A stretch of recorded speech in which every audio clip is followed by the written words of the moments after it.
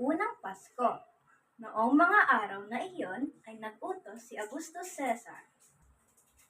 Magpatala ang buong daigdig. At naglakbay si Jose mula sa Galilea patungo sa Judea, sa lungsod ni David na tinatawag na Bethlehem, upang magpatala kasama ni Maria, ang kanyang asawa, na malapit ng manganak.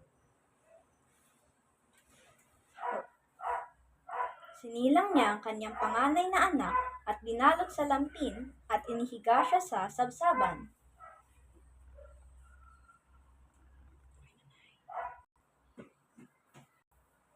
At sa lupaing iyon ay may mga pastol na nasa parang na nagbabantay sa kanilang kawan sa gabi.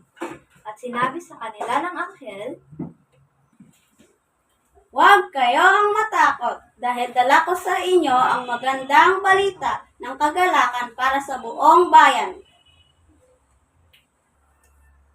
sapagkat pinanganak sa inyo ngayon sa lungsod ni David ang isang tagapagligtas na siyang Kristo, ang Panginoon. At sila'y nagmamadaling pumunta at nakita nila sina Maria at Jose at ang sanggol na nakahiga sa sabsaban. At ang bituin na nakita nila ay tumigil sa kinaroroonan ng sanggol.